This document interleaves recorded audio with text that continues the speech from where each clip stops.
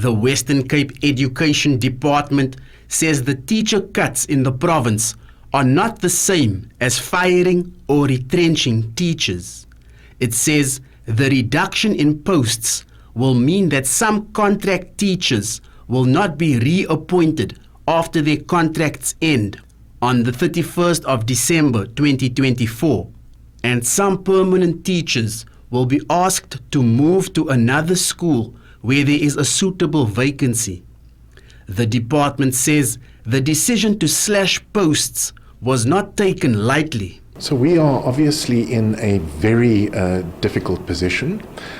We announced last week that we would have to reduce the basket of posts by 2,407 posts. And we're in this position for one reason and one reason only, and that is that national government did not fully fund the nationally negotiated wage agreement in 2023. And so despite implementing drastic budget cuts in the amount of about 2.5 billion rand, we still have a 3.8 billion rand deficit over the next 3 years. And as a result of that, we have had no choice but to reduce the basket of posts by 2,407 here in the Western Cape. The Department of Basic Education responded. The Western Cape has rung the alarm about the crisis that they are facing. I do believe that it's not a Western Cape problem, but it's one that is across the country. So what I have done is I have requested the DG to immediately put together a team of all the HODs in the provinces so they can do an analysis of where are their problems, where are their shortcomings, where are their shortfalls in terms of budgets, so that we can take that case to National Treasury and say to Treasury, tough choices must be made. But we cannot have a situation where we are not being able to employ thousands of teachers in the system.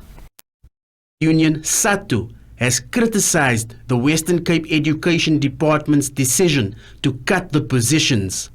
They say the department should have cut its Back on Track program instead. The program is being used to help learners catch up on academic time that was lost during COVID-19. SATU says the money that has been allocated for this program can be used to secure the teachers' jobs. The people who will be impacted by this are your recently qualified teachers, most of them who qualified in the past 3 years. And we know that in South Africa we had a challenge with youth unemployment. So those people were the hopes for their families, and suddenly what they were used to be earning will be cut. This also has implications for their families, because we know in South Africa each and every worker carries the burden of 5 other people in the family. So it will have a great impact on their families as well. The cuts will also result in additional pressure on classrooms in the Western Cape, where many, especially in poorer areas, are struggling with overcrowding.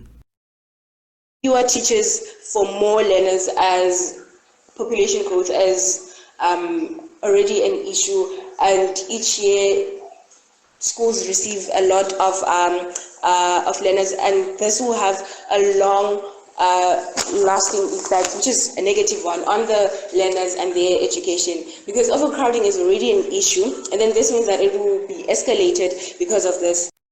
In August, SABC News, Cape Town.